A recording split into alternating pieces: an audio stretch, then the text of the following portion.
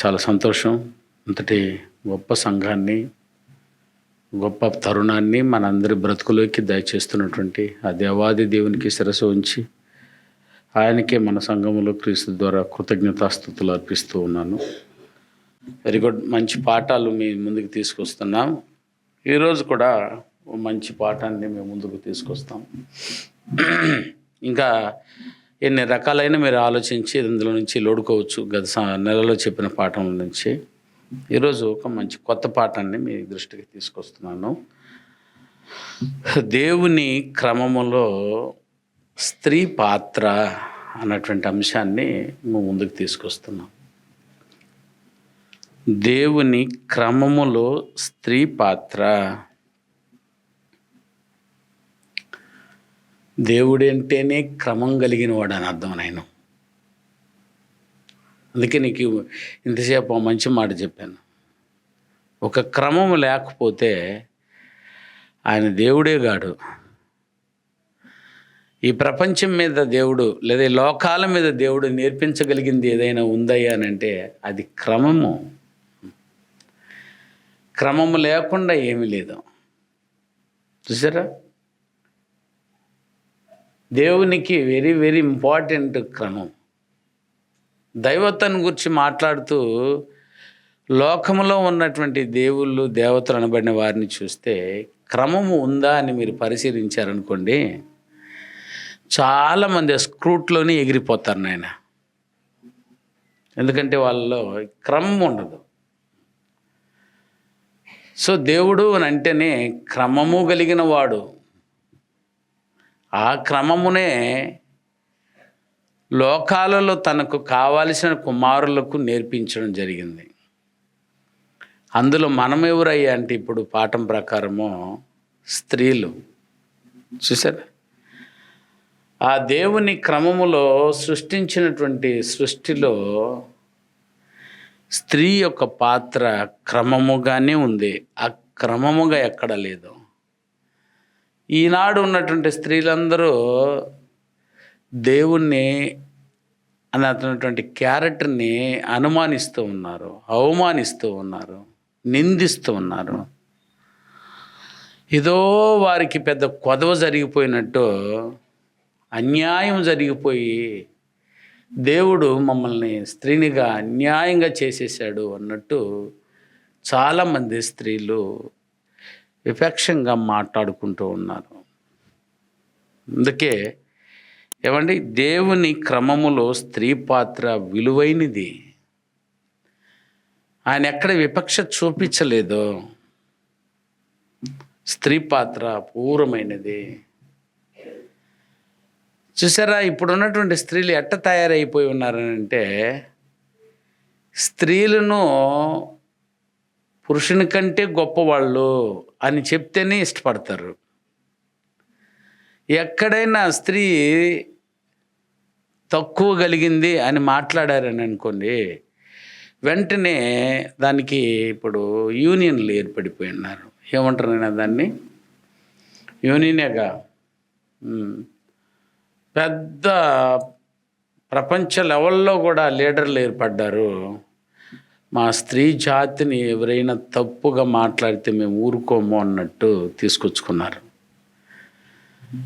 అసలు వీళ్ళు బాధ ఏందో ఒక్కసారి వెనక్కి వెళ్ళి ఆలోచించేంత జ్ఞానం లేదు వాళ్ళకి. ఎందుకంటే దేవుడు చేసిన క్రమము వారికి అర్థం కావట్లేదు. అందుకే ఇప్పుడు గొడవలు, పెద్ద పెద్ద గొడవలు జరిగిపోతున్నాయి. ఇవన్నీ నేను చెప్పాల్సినంత అవసరం లేదు. ఇక్కడ బట్టలు వేసుకోమ్మా, వేసుకోకు అన్నటువంటి విషయాలలో రెండు విపక్షాలు స్టార్ట్ అయిపోయినాయి, భాగాలు స్టార్ట్ అయిపోయింది.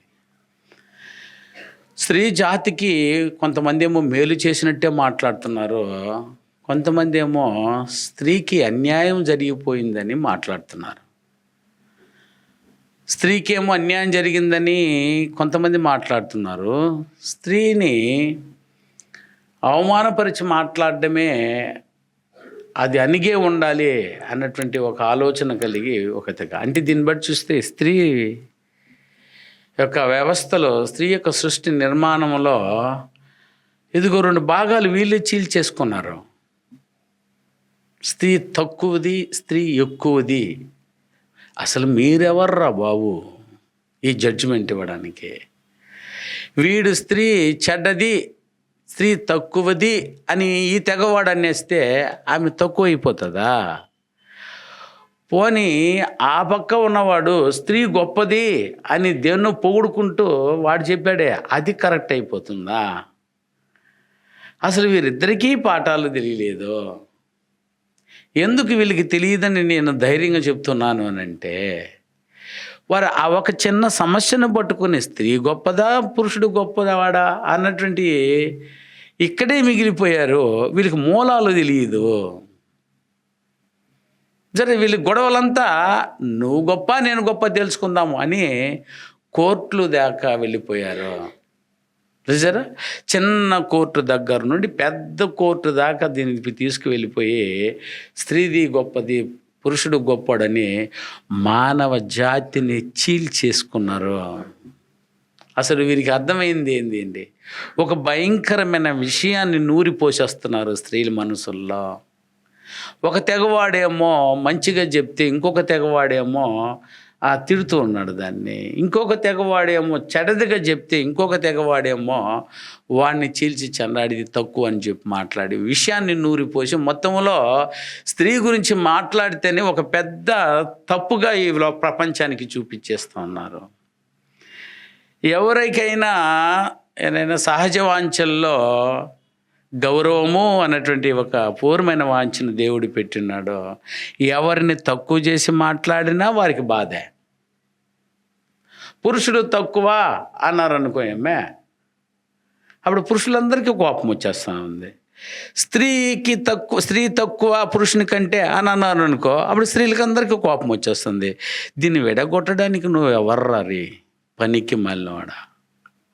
ఇటు విడబెట్టి చూపించడానికి అసలు స్త్రీలు ఎవరు? మీరెవరు? మీరు ఎవరికి లీడర్లు? మీరు ఎవరు ఏర్పాటు చేశారు మిమ్మల్ని?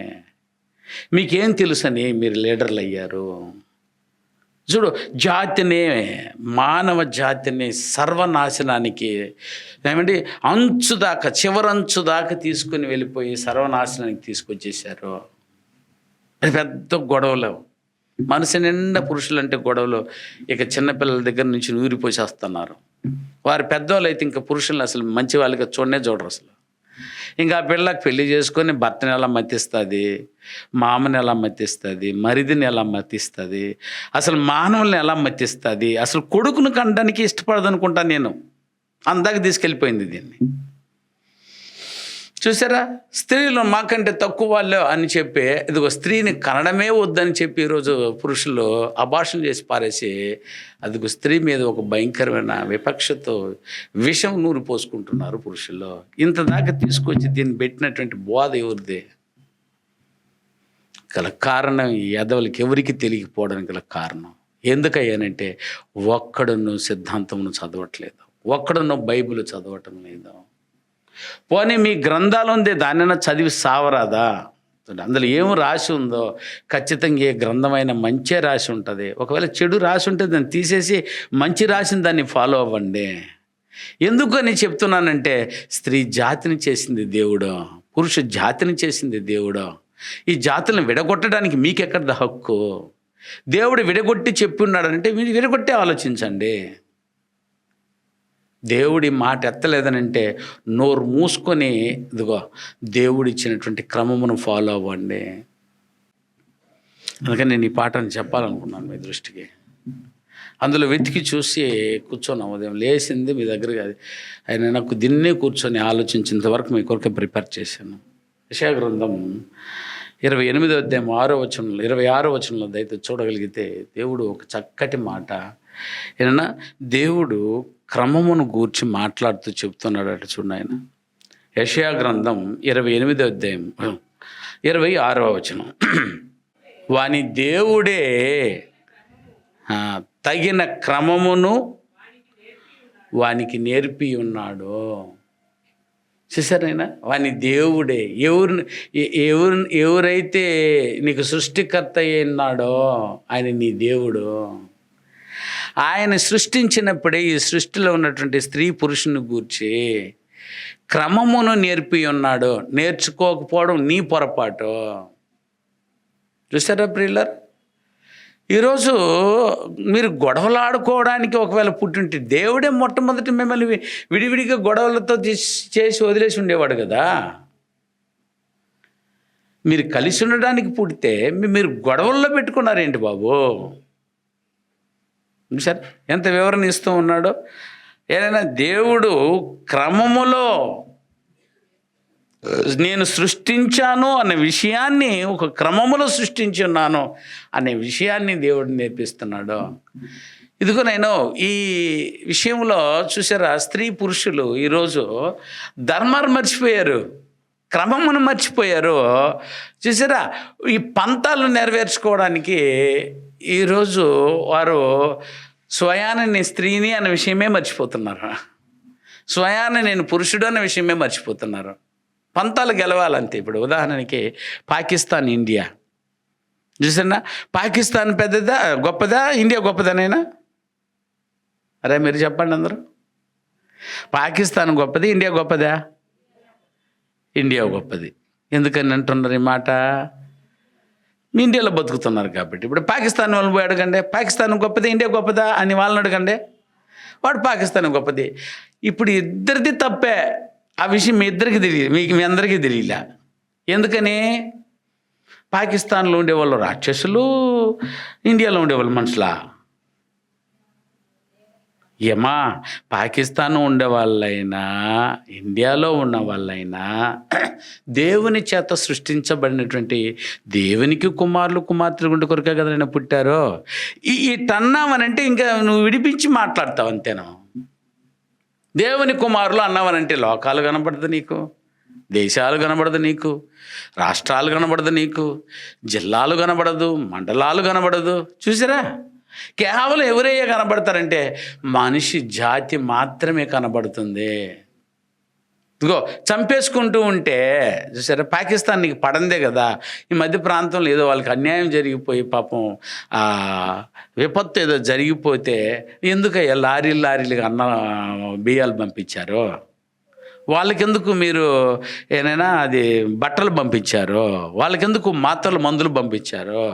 కరోనా వచ్చేసి దేశాలు మొత్తం లాక్డౌన్ అయిపోతే ఒక దేశానికి మీరు ఎందుకయ్యా మందులు, వ్యాక్సిన్లు ఎందుకు పంపించుకున్నారు? ఒకే ఒకటి వచ్చేసింది అక్కడ దేశాలు కాదు ప్రాముఖ్యమైనది, ఇప్పుడు ప్రాణాలు ముఖ్యమైనది, మనిషి ముఖ్యమైనది. ఇప్పుడు చెప్పునైనా, ఇప్పుడు ఈ గొడవలో స్త్రీ పురుషుడని గొడవ ఎవరు పెట్టింది నీకు? వాళ్ళు ఇరువురు దేవునికి కుమారులు కుమార్తెలు పుట్టారు.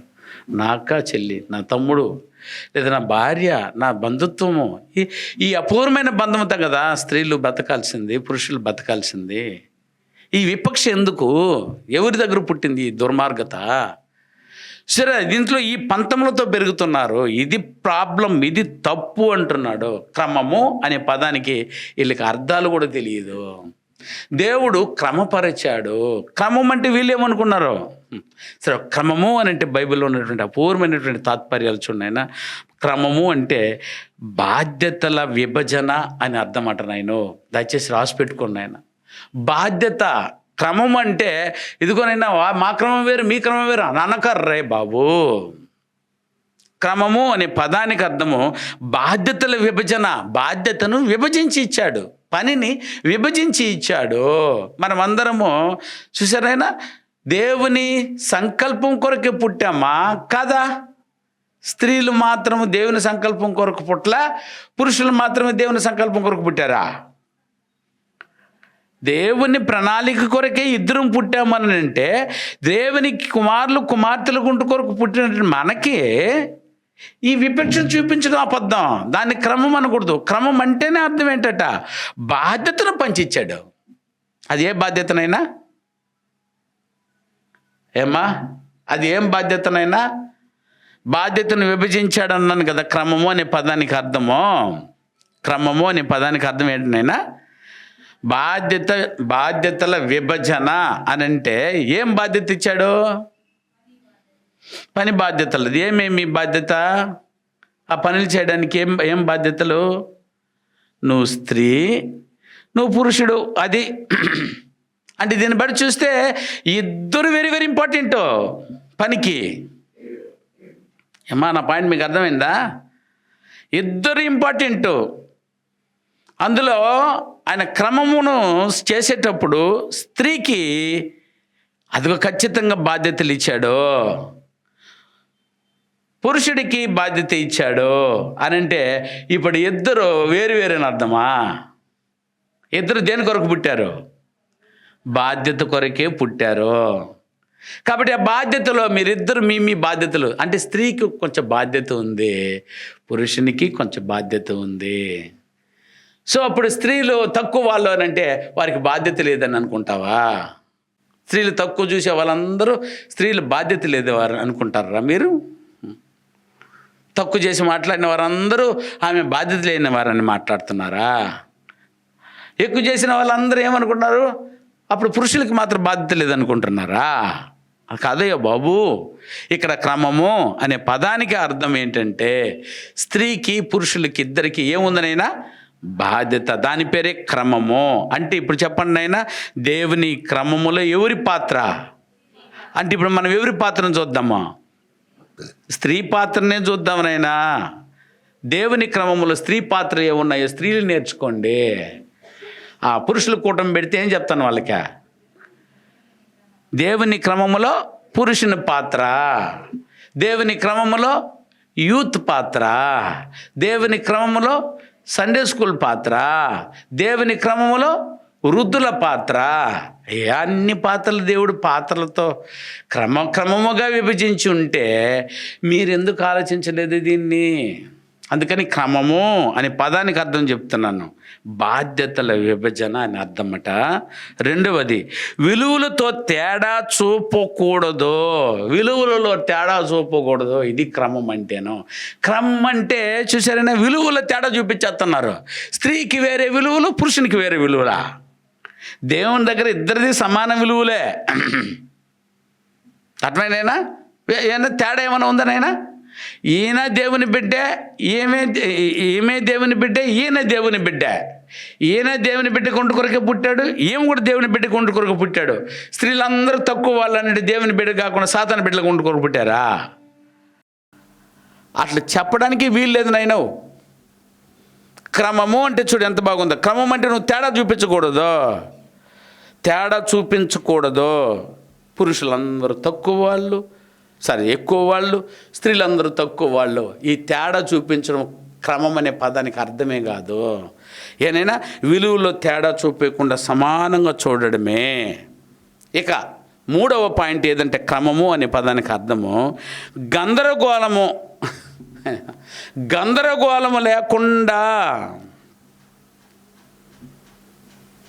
చూసారా? గందరగోళములో లేకుండా ఈ జాతిని బ్రతికింప చేయడము. ఇప్పుడు గందరగోళంలో పెట్టేశారు కదా స్త్రీ జాతిని. చూసారా? ఆమెమో స్త్రీ జాతి కొరకే పుట్టినట్టు మాట్లాడుతుంది, ఈయనేమో పురుష జాతి కొరకే పుట్టినట్టు మాట్లాడతాడు. ఇద్దరు గొడవ వేసుకుని ఇద్దరు దేవునికి దక్కకుండా బతుకుతున్నారు. ఈ గందరగోళం పరిస్థితి ఎందుకర్రా బాబు నీకు? దీన్ని ఎవరు పుట్టించింది? సో క్రమం అంటే అది కాదు. గందరగోళం లేకుండా సమానంగా బ్రతికించు. వాళ్ళ బుద్ధులు లేకుండా చెయ్యి, గందరగోళం రానియకుండా చెయ్యి. ఇది ఏనైనా మూడవ పాయింట్.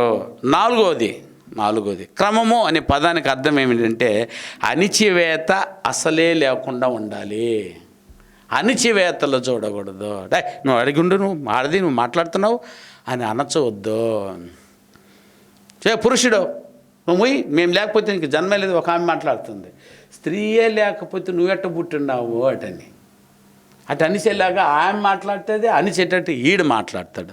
నోరు మూసుకొని పడి ఉండో అని వీడు అంటాడు. నేను లేకపోతే నువ్వు పుట్టనే ఉండలేవు, నేనే గొప్ప అని ఆమె మాట్లాడుతుంది. క్రమం అంటే ఇదేనా? సృష్టిలో ఏనైనా దేవుని యొక్క సృష్టిలో క్రమములో స్త్రీ పాత్ర చాలా విలువైనదిగా కనబడుతుంది. పురుషుని పాత్రలో ఆయన క్రమములో అది విలువగా పురుషుని పాత్ర కనబడుతుంది.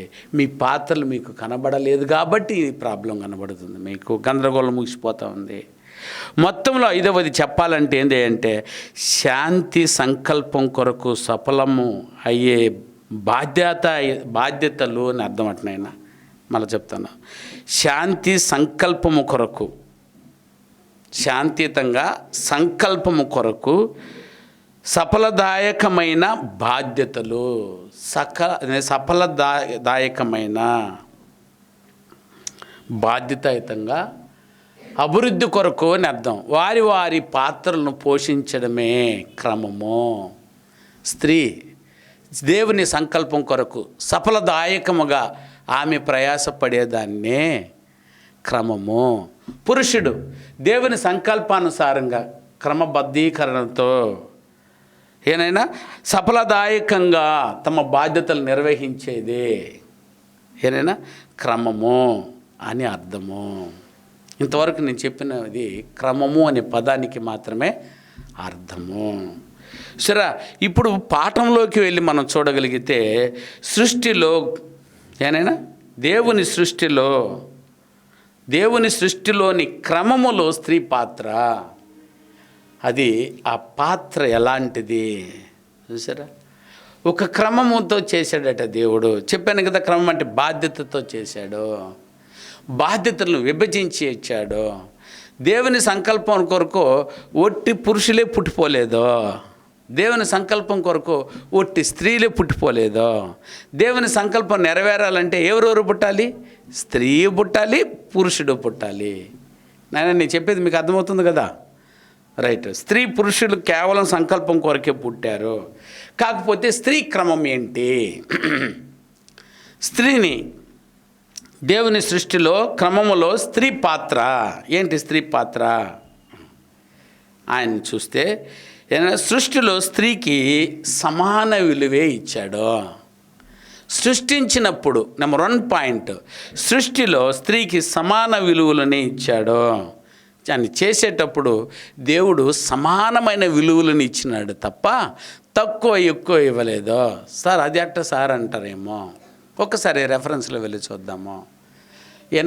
విలువలు సమానమే, బాధ్యతల్లో ఆయన ఒకరికి ఇంకొక బాధ్యత ఇచ్చాడు, పురుషునికి ఇంకొక బాధ్యత ఇచ్చాడు. విలువలైతే ఇద్దరు మనుషులమేనో. ఈ శరీరం పోతే మనమందరం దేవునికి ఏమవుతాం నైనా? శరీరం ఉంటే మాత్రమే ఏమవుతాం మనము? ఆడ మగ. శరీరం పోతే నువ్వు కుమారుడివే. అసలు అక్కడికి వెళ్ళిపోయిన తర్వాత అసలు ఈ గొడవలే ఉండవే. ఏ గొడవలు ఉండవు? స్త్రీ గొడవే ఉండదు, పురుషుడు గొడవే ఉండదు. ఒకసారి చూడండి ఎంత అద్భుతంగా ఉంది ఈ మాట. దీనికి ఎందుకు గొడవ ఇప్పుడు మనకి? అందుకని విలువలను ఇచ్చేటప్పుడు ఇద్దరికి విలువలు ఉన్నాయి. ఇద్దరు కుమారులేను, ఇద్దరు సంకల్పం కొరకు పుట్టిన వారమేనో. దేహపరంగా తీసుకున్నప్పుడు మాత్రమే ఇదిగో బాధ్యతలను వేరేగా ఇచ్చాడు. ఆదికాండము 1వ అధ్యాయము 27వ వచనం చూడైనా. ఆదికాండము 1వ అధ్యాయము 27వ వచనం. దేవుడు అదుగోనైనా తన స్వరూపమందు, అండర్లైన్ చేయండి ఈ మాటను, దేవుడు తన స్వరూపమందు నరుణ్ణి సృజించెను. ఎటు సృజించాడట? దేవుని స్వరూపమందు వానిని సృజించెను. ఎట్లనగా స్త్రీనిగాను పురుషునిగాను వారిని సృజించెను. ఇప్పుడు చెప్పనైనా, ఈ స్త్రీ పురుషులు ఇరువురు ఎవరి స్వరూపమందు చేయబడ్డారు? దీని మళ్ళీ నీకు విలువలు తేడా చూపిస్తారు నువ్వు చూపైనా. ఇదిగో విభజన అర్థం కాక, దేవుని క్రమం అర్థం కాక, దేవుని బాధ్యతలు అర్థం కాక మాట్లాడుతున్నావు. నోరు మొయ్, నువ్వు సంఘంలో మౌనంగా ఉండు. నువ్వు నోరు తెరువు, నువ్వు సంఘంలో ఎగురాడు. ఏంటయ్యి? విలువలు ఇద్దరికి ఒకటే. ఎందుకనంటే నువ్వును దేవుని స్వరూపంలో చేయబడ్డావో, ఏమను దేవుని స్వరూపంలో చేయబడి ఉన్నది. ఈ వాక్యాన్ని తీసేయలేకపోతే చూసారా, విలువలు ఇద్దరికీ ఒకటే. కాకపోతే ఎదుగో ఆయనలో నుండి నిన్ను వచ్చేలా చేశాడు. అదేనా అర్థమవుతుందనైనా? మొట్టమొదట ఎవరిని చేశాడు? తన పోలికగా తన స్వరూపంలో ఎవరిని తీశాడు? ఆదాముని చేశాడు. ఆదాముల నుండి వస్తే నువ్వు దేవుని స్వరూపం లేని దానివా? ఎందులో నుంచి వచ్చిందండి గింజ? ఆదాము నుంచే కదా. ఆదాము ఎక్కడి నుంచి వచ్చిన గింజ? దేవుని నుంచి వచ్చిందే కదా. ఇందులో తేడా ఏముంది? ఇందులో తక్కువ చూపించడానికి ఏముంది, ఎక్కువ చూపించడానికి ఏముంది? మీరు ఎప్పుడు అలా మాట్లాడకూడదు. విలువలు ఇద్దరికి సమానమేను. ఇద్దరు దేవునికి కుమార్తెలుగా ఉండు కొరకే పుట్టారు. నువ్వు ఎంత విలువైన దానివో ఆయన కూడా అంత విలువైన దానివి. ఏనైనా అందుకే దేవుని విభజన, దేవుని క్రమమును ఎవరు తప్పు పట్టలేరు. అంత జ్ఞాలజ్జి కూడా ఎవడికి లేడు. దేవుని క్రమమును తప్పు బట్టి ఏనైనా అంత ఏమో పెద్ద జ్ఞానం ఎవరికి లేదు నాయన. బైబిల్ని తప్పు పట్టాలని చదువుతుంటారు కొంతమంది. ఊరికి ఇక్కడ తగులుకుంటారు, ఇంకొక అధ్యాయంలో తగులుకుంటారు. ఇక్కడేమో ఎగిరిగిరి పడతారు ఈ అధ్యాయంలో. ఇంకొక అధ్యాయానికి వచ్చేస్తే దాన్ని వివరణ ఇచ్చి ఉంటాడు, అక్కడ నోరు మూసుకొని ఉంటావు. పైన ఒక వాక్యం చెప్పితే అమ్మాని ఎగిరిగిరి పడుతుంటారు, కింద పోయితే అర్థం వేరుగా ఉంటుంది. అందుకని దేవుని విభజనను కానీ దేవుని ఏదైనా ఖచ్చితంగా దేవుని క్రమమును ఎవడు తప్పు చేసుకోకూడదు. మత్తయి సువార్త 19:4 చూడండి. మత్తయి సువార్త 19:4. మత్తయి సువార్త 19:4.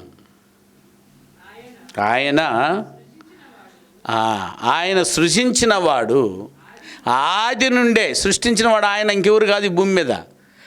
నువ్వు తక్కువ చెప్పడానికి ఎక్కువ చెప్పడానికి నువ్వు చేసుకున్న దాన్ని ఏదైనా చెప్పుకోబో. కానీ దేవుడు సృష్టించున్నాడంటే తక్కువ ఎక్కువ నువ్వు చెప్పకూడదు, చెప్తే ఆయన చెప్పాలా. కానీ ఆయన ఏం చెప్తున్నాడు? చేసిన ఆయన ఆది నుండి వారిని ఆది నుండే వారిని పురుషుని గాను స్త్రీని గాను సృజించెను. ఇందు నిమిత్తము పురుషుడు తన తల్లిదండ్రుని విడిచి తన భార్యను హత్తుకును, వారి ఏక శరీరమై ఉందరు. విలువలు ఒక్కటే వెళ్ళేది. నువ్వెవర్రా బాబు స్త్రీ గొప్పది, ఇక్కడ పురుషుడు చిన్నవాడు, లేదా పురుషుడు గొప్పవాడు, ఇక్కడ స్త్రీ విలువ చిన్నది అని ఎందుకరా చూపిస్తావు? ఎందుకు గొడవ పెట్టిస్తావు నువ్వు? ఇప్పుడు ఆ గొడవలు ఎవరైనా పెట్టించారంటే ముందు వారిని అరెస్ట్ చేయాలా, వారిని ఎత్తుకొని బొక్కలు పడేయాలి. నాయన ఈ లీడర్లు ఎత్తుకొని బొక్కలు పడేయాలా. వీళ్ళు డబ్బులు సంపాదించుకోవడానికి మేము లీడర్లము, పురుషుల లీడర్లం మేమో, స్త్రీల లీడర్లం మేమో. ఎవరికి నాయన మేలు జరుగుతుంది వీళ్ళ లీడర్తనంలో? ఎందుకంటే వీళ్ళు చేశారు పురుషుల్ని. ఏందో స్త్రీలంతా వీళ్ళనే చేసినట్టు మాట్లాడుతున్నారు, పురుషులంతా వీడే చేసినట్టు మాట్లాడుతున్నారు. అసలు ఇద్దరిది గొడవలే, తప్పులే. ఎందుకంటే వీళ్ళుగా సృష్టించింది ఎవరు? నువ్వెవరు విలువలను వెలగొట్టడానికి? మొదటి ఇప్పుడు కేసు ఎవరి మీద పెట్టాలా? ఆల్రెడీ దేవుని దగ్గర పెట్టేసి ఉంటాడులే దేవుడు, ఆయనైనా ఈ కేసు. అక్కడికి వెళ్తే నువ్వు తేలిపోతావు.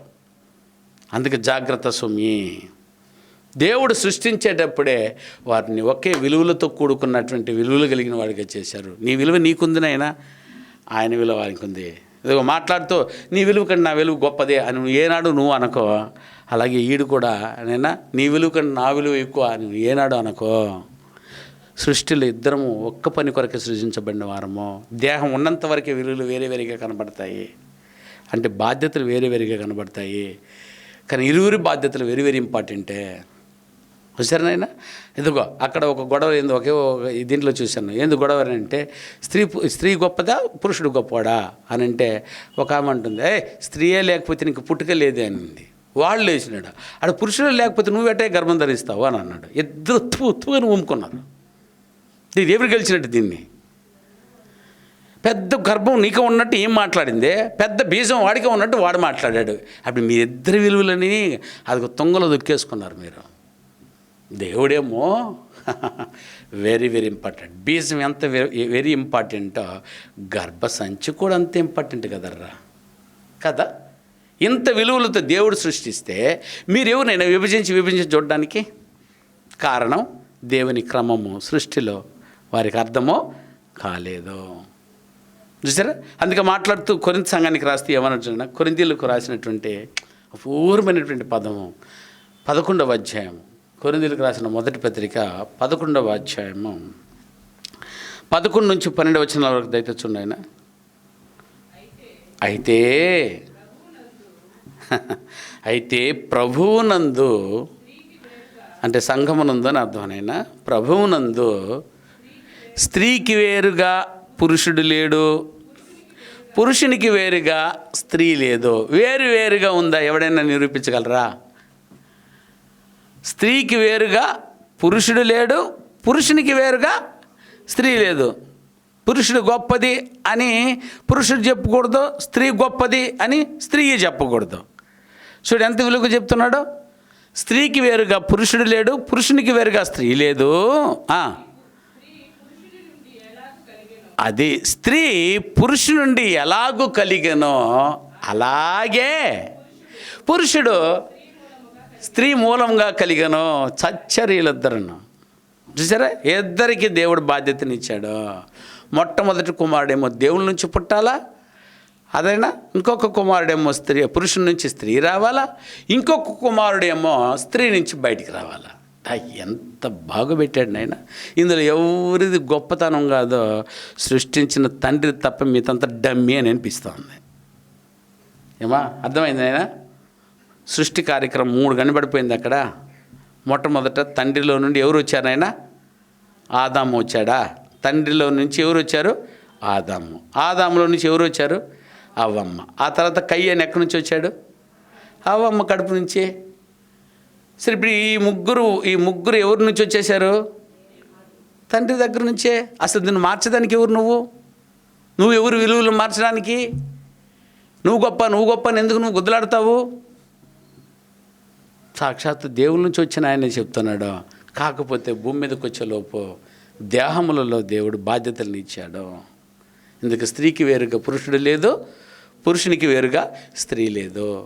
ఇద్దరును దేవుడు సృష్టిలో సమాన విలువలు కలిగిన వానిగానే దేవుడు చేశాడు. అంటే దీన్ని బట్టి చూస్తే మీరు సమానంగా గౌరవించుకోండి.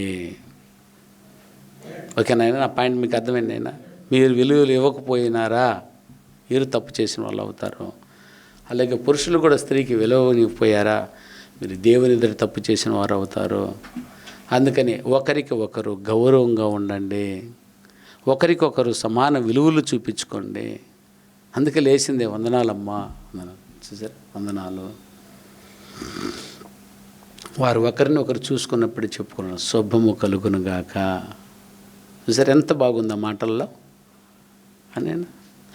నువ్వు నీకు నాశనం కలుగునుగాక అని ఎక్కడ దీవెనలు ఎక్కడైనా కనిపించినాయి చూడు. తక్కువ వారిని ఒక మాట, ఎక్కువ వారిని ఒక మాట అట్లా అనకూడదు. సో దేవుని సృష్టిలో ఇద్దరు క్రమపద్ధతి కనుమన్నటువంటి ఆయన క్రమంలో ఏదైనా బాధ్యతల్లో దేవుడు క్రమపరిచి ఇచ్చాడు. సృష్టించేటప్పుడే సమాన విలువలు కలిగిన వాళ్ళుగా చేశాడు. నెంబర్ 2 పాత్ర. నెంబర్ 2 దేవుని క్రమములో స్త్రీకి ఇచ్చినటువంటి పాత్ర ఏదైనా ఉందనంటే కుటుంబ పాత్రని ఇచ్చేసాడంటే బాబు. కుటుంబ పాత్ర ఇద్దరికీ ఇచ్చాడు. పురుషునికి ఇచ్చాడు. ఎవరికి కూడా ఇచ్చాడు? అయినా కుటుంబ పాత్రని స్త్రీకి కూడా ఇచ్చాడు. స్త్రీకి ఏం పాత్ర ఇచ్చాడు? పురుషునికి ఏం పాత్ర ఇచ్చాడు? పురుషునిది ఇప్పుడు చెప్పడానికి నేను చెప్పట్లా, స్త్రీ కూటంలో కాబట్టి స్త్రీల కొరకే మాట్లాడుతున్న సబ్జెక్టు కాబట్టి. కుటుంబంలో స్త్రీ పాత్ర ఏందైనా? కుటుంబంలో స్త్రీ పాత్ర, భార్య పాత్ర. సూపర్ పాత్ర, భార్య పాత్రని ఇచ్చాడు. నెక్స్ట్ అయినా అసలు ఏమేం పాత్ర ఇచ్చాడు కుటుంబంలో ఒక్కొక్కటి చెప్పగలుగుతారా? తల్లి పాత్ర, వెరీ గుడ్. ఏమా? అక్క పాత్ర, వెరీ గుడ్. కోడల పాత్ర. బుర్ర ఊరికే పెట్టుకుని ఉండండి, తోమండి, కొంచెం వదలండి. నిన్ను చదివేస్తా వెళ్ళిపోగలం, వేస్ట్ కూర్చొని ఉంటారు మీరు. వదులు. ఏం పాత్ర? ఒకటి చెప్పా, మీరు 10 చెప్పాలా టక్క. ఒకటి భార్య పాత్ర అన్న, టక్కున ఇంకెవరేం చెప్పారు? అమ్మ పాత్ర, తల్లి పాత్ర చెప్పారు. నెక్స్ట్ కోడల పాత్ర అన్నారు. నెక్స్ట్ అక్క పాత్ర అన్నారు. నెక్స్ట్ అత్త పాత్ర, వెరీ గుడ్. ఇంకా చెప్పని వాళ్ళు చెప్పండి. నాన్నమ్మ పాత్ర, సరే పోనీలే, నాన్నమ్మ పాత్ర. ఇంకా కూతురు పాత్ర, ఓకే. చెల్లి పాత్ర చెప్తురా? అమ్మమ్మ పాత్ర చెప్పేశారులే. ఇంకా నాన్నమ్మ. ఓహో, ఇటు విడివిడిగా చెప్తున్నారా?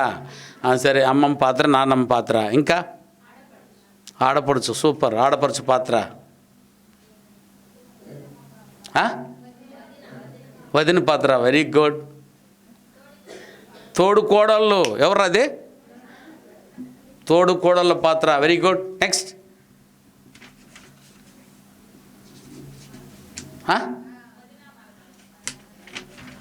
వదిన పాత్ర చెప్తుంది కదా, చెప్పలేదా? ఇంకా చెప్పండి. రాణ్యా. ఓ, రాజు రాణి దగ్గరికి వెళ్ళినావు. నిన్ను రాణిలాగా చూస్తున్నాడు ఆయన, అది గుర్తొచ్చినట్టుంది. ఓకే, రాణి పాత్ర. అది రాజ్యానికి సంబంధించిందిరా. నేను అడుగుతుంది కుటుంబంలో. కుటుంబంలో కూడా రాణి ఉంటుంది అనుకో. సరే ఉండని, రాణి పాత్ర. ఇంకేమ్మా?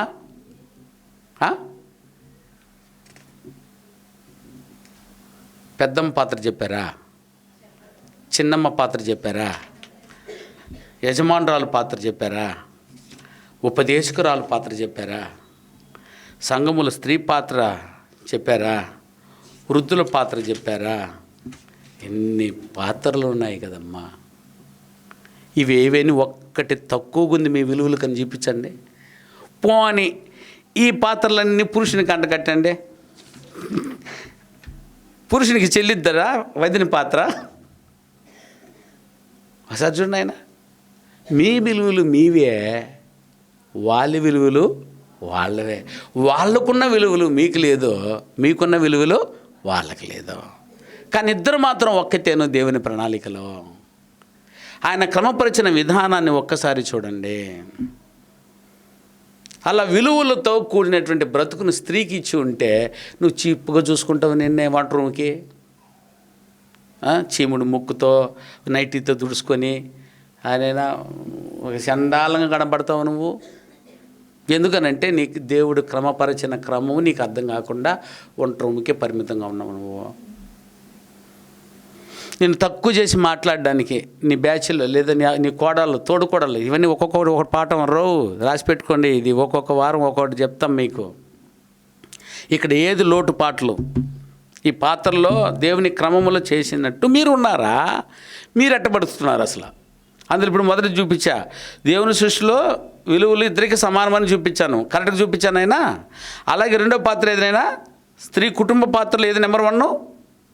భార్య పాత్ర. భార్య పాత్రను దేవుడు ఏం రాసినట్టు, దేవుడు ఎట్ట క్రమపరిచాడో అట్ట బ్రతుకుతున్నారా, లేదా మీ ఇష్టం వచ్చినట్టు బతుకుతున్నారా? ఈ రెండు పోలికలు మీరు చూసినప్పుడు తప్పు ఎక్కడ దొరుకుతుందో అది తీసేసి రైట్ పక్కన రండి, మార్చుకోండి. రెండోది ఏం పాత్రనైనా? తల్లి పాత్ర. తల్లి పాత్రలు దేవుడు ఏం రాసి ఉన్నాడో అలాగే బతుకుతున్నారో లేదో చూసుకోండి. లేదా తల్లిగా నువ్వేమైనా ఎక్స్ట్రాలు చేస్తున్నావేమో చూడు. అదిగో ఎక్స్ట్రా చేసి ఉంటే దేవుడు రాయిన దానికి నువ్వు బతుకుతుంటే దాన్ని తీసేయి అంటే ఇప్పుడు పెద్ద హోంవర్క్ పడిపోయింది మీకు. వెళ్ళి మీరు ఇళ్ళల్లో వెతికేసేయాల. దేవుడు భార్య గురించి ఏమి చెప్పేసి ఉన్నాడో, ఏమి చేయమని చెప్పినాడో, ఏమి చేయకూడదని చెప్పినాడో రాసేసుకో. నీ బ్రతుక్కు మంచిది. నీ కూతురికి అద్భుతంగా నేర్పిస్తావు, నీ కోడళ్ళకి నేర్పిస్తావు, నీ వదినికి నేర్పిస్తావు, మీ అక్కకి నేర్పిస్తావు, ఏనైనా మీ తోడు కోడళ్ళకి నేర్పిస్తావు. సరేనా? ఒక క్రమమునే ఇచ్చి ఉన్నాడనంటే ఈ క్రమంలో ఒక్కరు కూడా బతకట్లేదే. కారణం ఇది తెలియట్లేదు, నేను చదవరు. అందుకని ఒక్కొక్క సబ్జెక్టు తల్లి పాత్రలో ఏముంది, కొడుకు కోడల పాత్రలో ఏముంది, వదిన పాత్రలో ఏముంది, సోదరిమణి పాత్రలో ఏముంది, సరే అత్తమ్మ పాత్రలో ఏముంది, తోడు కోడల పాత్రలో ఏముంది, వదిన పాత్రలో ఏముంది, సహోదరిమణి పాత్రలో ఏముంది, పెద్దమ్మ పాత్రలను ఎట్ట బ్రతకాలా, చిన్నమ్మ పాత్రలను ఎలా బ్రతకాలా చూసారనైనా. యజమానురాలుగా నువ్వు, కుటుంబంలో యజమానురాలుగా నువ్వు ఎలా బ్రతకాలా, ఉపదేశకురాలుగా నువ్వు ఎలా బ్రతకాలా, సంఘముల స్త్రీ పాత్రలను ఎలా ఉండాలా, వృద్ధాప్యం వస్తే వృద్ధులు ఎలా ఉండాలా, ఏనైనా అన్ని సావు మరణం దాకా, జననం దగ్గర నుంచి మరణం దాకా దేవుడు అద్భుతమైనటువంటి క్రమమును స్త్రీకి ఇచ్చి ఉన్నాడు. మీరు ఎక్కడ తక్కువ వాళ్ళు కాదు. చూసారా? సంఘముల స్త్రీ మౌనంగా ఉంటే ఎవడో నేర్చుకున్నాడు ఈ ఒక్క పదాన్ని. చూసారా? ఇక్కడే అంతే, అక్కడికే ఆగిపోయారు. మరి ఈ పాత్రలను ఎవరు చేస్తారు తల్లి? ఈ పాత్రలు కూడా మౌనంగా ఉంటారా? అదే రైట్ అనుకుంటే ఇవన్నీ ఇందులో మౌనంగా ఉండ. ఆడ మౌనంగా ఉండమని అర్థాన్ని బోల్డ్ సార్లు చెప్పున్నాను మేము మీ దృష్టికి. మీరు ఇంకా సైలెంట్గా నేను అట్టే ఉంటాను అనుకున్నావంటే ఓ పెద్ద దుర్గాన్ని కట్టేసుకుని నీతో నరకాగినికి రెడీ అయిపోయావు నువ్వు అని అర్థం. అందుకని ఈ పాత్రలో ఒక్కొక్క పాత్రను విడమరచి అందులో మైనస్ ఏంటో ప్లస్ ఏంటో దేవుడు మీకు ఇచ్చిన ఈ క్రమంలో నువ్వు ఉన్నావా లేవా, ఆయన క్రమపరిచిన క్రమంలో నువ్వు కరెక్ట్గా భారీగా నువ్వు కరెక్ట్గా ఉన్నావా, జరా ఇందులో నువ్వు ఏమి ఎక్స్ట్రా లేదని చేస్తున్నావేమో ఒకసారి దేవుని ఎదుట ఒక్కసారి కూర్చొని మనసు విప్పి దేవునితో మాట్లాడేయి. ఇన్ని రోజులు నేను తెలియకుండా ఇలా ఉండిపోయి ఉన్నాను, ఇక మీద నేను అలా ఉండను తండ్రి అని. లేఖనాలు ఏదైతే రాసి ఉందో అది చేయకుండా ఉంటే కూడా తప్పే. భారీగా నువ్వు ఏమేమి చేయాలో అది నువ్వు తెలుసుకోకుండా కూడా ఏదో ఊరు చెప్పింది వెంటనే ఫోన్ కొడుతుంది. ఏమో ఇంటికి వస్తాడు, కాపీ ఇమ్మంటావు వద్దా, ఇంటికి వచ్చి ఉన్నాడు ఇప్పుడే, ఏం చేయమంటావు చెప్పే, ఎందుకే ఫోన్లో ఎందుకు చెప్తున్నావు నువ్వు, ఎందుకంటే నీకేం తెలియలేదు, క్రమాలు తెలియలేదు, నీకు తెలియట్లేదు. ఎత్తుకో, వాళ్ళనేది అడిగేది, నువ్వు ఎత్తుకో బైబిల్ ఎత్తుకొని ఒక్కసారిగా స్త్రీల గురించి ఏం చెప్పేసిందో ఆ పాత్రకు సంబంధించి ఆదికాండం దగ్గర నుంచి ప్రకటన గ్రంథం వరకు నువ్వు ఎందుకు చదవకూడదు? బోధకురాలైపోతావు, కుటుంబానికి మంచి ఉపదేశకురాలైపోతావు, నువ్వు సంఘములో స్త్రీలకు మంచి టీచర్ అవుతావు, మంచి మార్గదర్శి అవుతావు. నువ్వు అలా చదవు కదా తల్లి. వచ్చినారా, పాట పాడమన్నారా, వచ్చినారా, వాక్యం వచ్చినారా, ఆధిపత్యం చేయమన్నారా, వచ్చినారా, ఆడిని ఇటు చెప్పమన్నారా, ఈయన చేయమన్నారా, గొడవలు ఆడారా, ముసలమ్మ ముచ్చట్లు మాట్లాడుకున్నారా, ఇద్దరికి గొడవలు పెట్టేసి ఆహాహా నవ్వుకున్నారా, వెళ్ళిపోయారా. దీనికి టైం ఆడుంది చెప్పు. ఇట్లా ఈ పాత్రలు వెతుక్కొని బతకడానికి నిజంగా మీకు టైం ఉందా?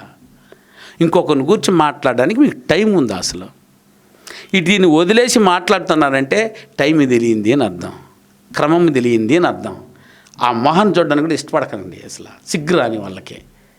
అర్థమవుతానైనా ఇలా మీ పాత్రలు మీరు చేయండి అయినా, బతుకుతాము. కొంచెమైనా బైబిల్ ఉండేదని బతికి చూపిస్తాము. నాకు తెలిసి ఏ సంఘాడు వాడిది ఈ పనులు చేయటం లేదు, మనం చేద్దాం నాయనా. ఇప్పటికే బోల్డ్ మార్పు తీసుకొచ్చాము. ఒక్కసారి మీకు ఇప్పుడు అర్థం కాదేమో. నిన్నటి ఈ లైవ్లు చూసి ఒక సోదరుడు ఫోన్ చేశాడు ఉదయాన్నే, ఎంత ఆనందంగా ఉందో నాకు. అన్నా అదిగన్నా మీరు టాప్ 10 పెట్టారు, సంఘములో లెక్కలు పెట్టారు, ఆ పాఠం నేను విన్నామన్నా. నువ్వు ఫస్ట్ సండే పెట్టేశావు, నేను అది నిగిని నువ్వు డిసెంబర్ లాస్ట్ సండేకి చెప్పుంటే ఆ పాఠము నేను జనవరి 1 సండేకి పెట్టేసి ఉండేవాడిని నేను. ఇప్పుడు నేను సెకండ్ సండే పెట్టవచ్చానా? కరెక్టా కాదన్నాడు. సెకండ్ సండే కర్మేంద్ర 4 సండేలు పెట్టుకోరన్నా. నా ఫైన్ మీకు అర్థమైందేనా? నెక్స్ట్ ఇంకొక సంఘములో మనం పెడుతున్న కార్యక్రమం చేస్తున్నారు చూసారా, లెక్కలు చూసుకోండి. సంఘంలో ఉండే వారందరినీ లెక్కలతో బతకమని నేర్పించడానికి ఇంతకంటే అపూర్వమైన పాఠం నేను వినలేదన్నా ఇంతవరకు 30 ఏళ్ళుగా అని చక్కగా ఇంకొక సంఘం నేర్చుకుంది. చాలదా? ఒక్క సంఘాన్ని ఇంప్రెస్ చేశామా? అర్థమవుతుందేనా? మరి స్త్రీలుగా మీరు ఎవరిని ఇంప్రెస్ చేయడానికి ఇష్టపడతారు? ఏ సంఘానికి మీరు ఇంప్రెస్ అవుతారు చెప్పునైనా? మీరు కరెక్ట్గా ఉంటే కదమ్మా, మీరు నేర్చుకుంటే కదా, కానీ కరెక్ట్గా బైబిల్ తగ్గట్టు మీ పాత్రలు మీరు ఉంటే కదా ఇంకొక సంఘాన్ని మీరు ఇంప్రెస్ చేయగలుగుతారు. దీన్ని చూపించడానికి, ఇంకొక సంఘాన్ని చూపించడానికి నాకు 53 ఏళ్ళు పట్టింది. మరి మీకు నేను మీ సంఘాన్ని ఇది పరిచయం చేయరా? మీ స్త్రీలు వెళ్ళి ఇంకొక సంఘాలు చెప్పరా? ఇట్టే బతికిపోయి చచ్చిపోతారా మూలలోనే? ఒక సండే స్కూల్ పిల్లలకు కూడా వాక్యం చెప్పలేనంత దరిద్రంగా బతుకుతున్నారు మీరు. ఇది బాధ్యత అంటారా? నా మీద అలగండి, బాధపడండి, నాకు డోంట్ కేర్. కానీ నేను నేర్పేది నేను కరెక్ట్ అయ్యేదంటే నా సోదరిగా, నా అక్కగా, నా చెల్లిగా నా భుజం మీద ఎక్కండి, పర్వాలేదు. దీనికి వ్యతిరేకంగా బతకాలనుకుంటే నేను చూడకూడదు. నేను అసలు నువ్వు లెక్కలు కూడా ఉండవు. నువ్వు నేర్చుకుంటున్నంత పరిగెత్తున్నావంటే నువ్వే నా చెల్లివి, నువ్వే నా అక్కవి, నువ్వెవరువో నా తల మీద కూర్చొని ఉంటావు అంతేనా. ఎందుకంటే దేవుని యొక్క పని కొరకు ఒక నమ్మకతగా నేను పుట్టానని నమ్ముతున్నాను. మీరు అలాగే నమ్మకంగా పుట్టారని మీరు నమ్మండి. మీరు ఈ పనిని చేసి ఇంకొకరికి అప్పగించండి. ఈ విషయాలన్నీ గొప్పవి. స్త్రీ పాత్ర అతి విలువైంది. ఈ క్రమంలో ఒక్కొక్క విలువలు తెలుసుకుందాం.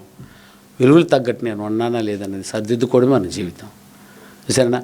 బోల్డ్ మంది భారీగా బతికిపోయారు, కానీ దేవుడు కోరిన క్రమంలో ఉన్న భారీగా బతికావా అంటే అది ప్రశ్నే. తల్లిగా బతికిపోయి చచ్చిపోయారు బిడ్డలను గడి కూడా.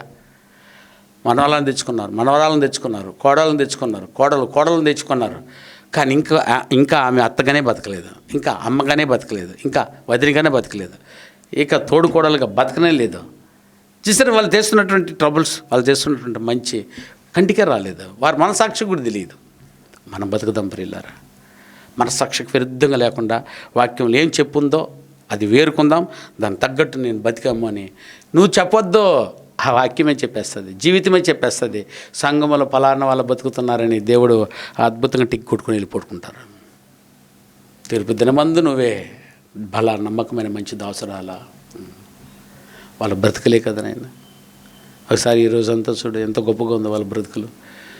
వాళ్ళని ఇందులో రాశాడే, నీ వెనక తరానికి ఈ ముత్యాలపాలెం రాయొద్దు, పలానా ఆమె బతికేది, పలానా అక్క ఉండి బతికింది, అదిగో వాళ్ళ జీవితం ఇది అని ఖచ్చితంగా పెడతానైనా. నువ్వు కరెక్ట్గా జీవించి చూస్తే ఈ చార్ట్లు తీసేసి మన ఫోటోలు పెడతారు చుట్టూ, చూసుకొని కావాల్సిందే. నాకు గొంతులో పాన ఉండాలి, కానీ ఇంతకంటే పెద్ద చర్చ్ బిల్డింగ్ ఒకటి కడతాము, అందులో ప్రతి ఒక్కరి ఫోటోలు సత్క్రియల్లో టాప్ 10లో ఉన్న ప్రతి ఇయర్ వారి ఫోటోలు పెడతాను. అలా గొప్పగా చేయాలన్నది మిమ్మల్ని కూడా, మీరు కూడా ఆశపడతారు, దోహదపడతారని ఆశిస్తూ ఏంటైనా పాఠం పేరు దేవుని క్రమములో స్త్రీ పాత్ర. మీ పాత్ర చాలా విలువైనది, తక్కువ చూసుకోవద్దు. దేవుడు సమానంగా స్త్రీకి పురుషునికి ఏ తేడా లేకుండా సమానంగా సృష్టించున్నాడు. మీ పనులు బాధ్యతాయుతంగా చేయండి. మీకు ఇచ్చిన బాధ్యత మీరు చేయండి, వాళ్ళకి ఇచ్చిన బాధ్యత వాళ్ళు చేస్తారు. అది నువ్వు చేయడానికి ఇష్టపడకో, వాడు వచ్చి నీది చేయడానికి ఇష్టపడకూడదా? ఓకేనైనా? దేవుడు మిమ్మల్ని అందరినీ పరిపూర్ణంగా సంపూర్ణంగా ఆయన కోరుకున్నటువంటి స్త్రీలుగా తీర్చిదిద్దాలని ప్రార్థన చేస్తా. దయగల తండ్రి, స్తోత్రాలు, వందనాలు తండ్రి. మంచి బిడ్డల్ని ఇచ్చావు నాయన. తండ్రి, మా మనసు ఎరిగిన వాడివి నువ్వు. నమ్మకార్థంగా బ్రతికి కూడా వెళ్ళిపోగలం, కానీ నీ క్రమం అర్థం కాకుండా ఈరోజు బోల్డు సంఘాలు అలా కాలగర్భాల్లో కలిసిపోతూ, నీ సంకల్పాన్ని ఎరిగిన మేము, మీ క్రమాన్ని తెలుసుకుంటున్నాం మేము, మా బిడ్డలను కూడా అలాగే పెంచి మా తరాలకు అప్పగించాలని ఆశపడుతూ ఉన్నాం. ఎదుగు రాని వారు ఉండనే ఉన్నారు సంఘంలో, వారిని గురించి కాదయ్యా. వచ్చిన నీ బిడ్డలు విన్న పాఠాల మీద నా తండ్రి ఒక క్రమబద్ధీకరణంగా నువ్వు సృష్టించుకున్నట్టు వారు బ్రతకడానికి ప్రతి పాత్రలో వారు ఆ పాత్రను కరెక్ట్గా చేస్తున్నారా లేదా అనేది వారు సరిచూసుకునే మంచి తరుణాన్ని ఉదయకాలం మాకు ఇచ్చారు. ఇదిగో స్త్రీని సమానంగా పురుషునికి సమానంగా చేసుకున్నారు. నా తండ్రి, నువ్వు కోరుకున్న విలువలతో ఇద్దరిని చేసుకున్నారు. ఆ విలువలో స్త్రీ పాత్రలు ఎంతైతే ఉందో అవన్నీ నా తండ్రి వంపు చేయకుండా నా తండ్రి వారు చేసుకుని నిలబడేటట్లు సహాయం చేయండి. ఈ మంచి తరుణాన్ని బిడ్డలకి ఇచ్చినందుకు స్తోత్రాలు. మరి రాని వారికి కూడా అవకాశం అని పాసందులో బ్రతిమలాడుతున్నాం. వారు కూడా తెలుసుకొని రాగలిగే భాగ్యాన్ని ఇవ్వండి. ఎలాగూ మీ గ్రంథంలో ఎలా బ్రతకాలని ప్రతి స్థితిని నా తండ్రి రాసి ఉన్నారో అది మీ పిల్లలకు నేర్పించేటట్టు ఆయుష ఆరోగ్యాన్ని కూడా ఇవ్వు. నా బిడ్డల ఆరోగ్యాలను ఇచ్చి నా తండ్రి మంచి ఉద్యోగ వ్యాపారాలను ఇచ్చి సంతోషకరంగా వేరే దిక్కుదోచని పరిస్థితులు లేకుండా వచ్చి సమానంగా నేర్చుకుంటూ బతుకుటట్లు స్థానిక సంఘాన్ని అంటిపెట్టుకుని జీవించే భాగ్యాన్ని ప్రసాదించండి. ఇది దీవులతో నడపండి. ఈ పాటలను తిరిగి బోధించుకోవడానికి సిద్ధపడిన బిడ్డలు సొంత మాటలు చెప్పుకోకుండా రాయించిన దానిలో వారికిని చెప్పేవారికిని అది ఉపయోగకరంగా ఉండేటట్లు నా తండ్రి ఊళ్ళో దగ్గర పెట్టుకుని బోధించుకునేటట్లు సహాయం చేసి నీకు పాఠంగా మారగలిగే భాగ్యాన్ని ఇవ్వగలరని ఆశిస్తూ మనల్ని మా ప్రభు మా రక్షకుడు క్రీస్తు పుణ్యమైన నామములో ప్రార్థన అడుగుచున్నాం తండ్రి. ఆమేన్. అందరికీ వందనాలు నాన్న.